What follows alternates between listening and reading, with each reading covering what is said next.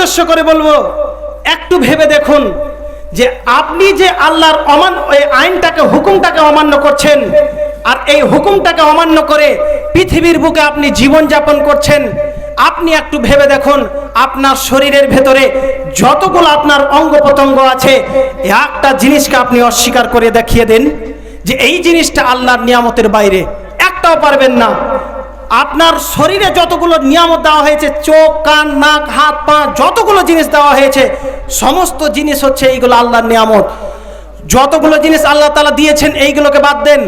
দেখেন যে আপনি যে পৃথিবীর বুকে এখন জীবন যাপন করছেন, যতগুলো নিয়ামত পেয়েছেন, জমি জায়গা থেকে নিয়ে, সন্তান সন্ততি থেকে নিয়ে, টাকা পয়সা থেকে নিয়ে, সমস্ত জিনিসকে বাদ দিয়ে দেন। দেখেন আপনি পৃথিবীর বুকে যে বেঁচে আছেন, আপনার বয়স হলো 25 বছর, আপনার বয়স হলো 40 বছর, 30 বছর, 60 বছর, 50 বছর।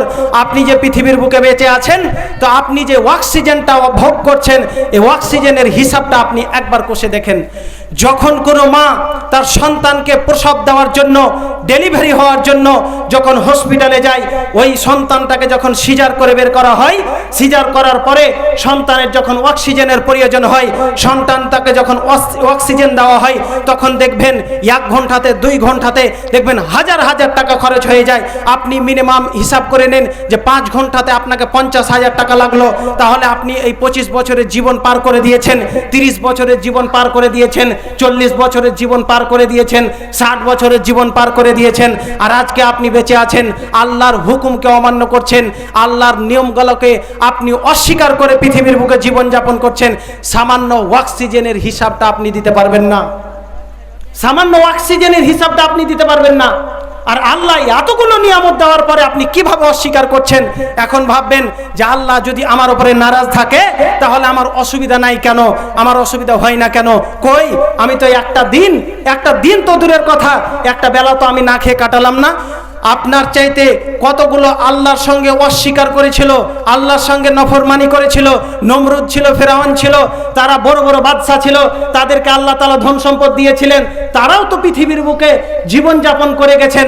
আল্লাহর আইনকে মানেনি, আল্লাহর বিধানকে অস্বীকার করে পৃথিবীর বুক থেকে বিদায় হয়ে গেছে। কিন্তু তাদেরকে কখন তারা টের পাবে কখন? মৃত্যুর পরে।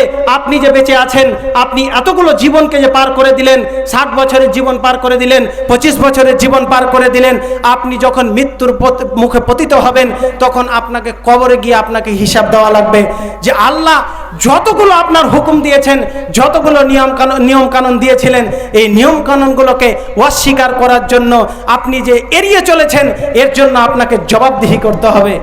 আল্লাহর কাছে আপনাকে জবাব দেওয়া লাগবে।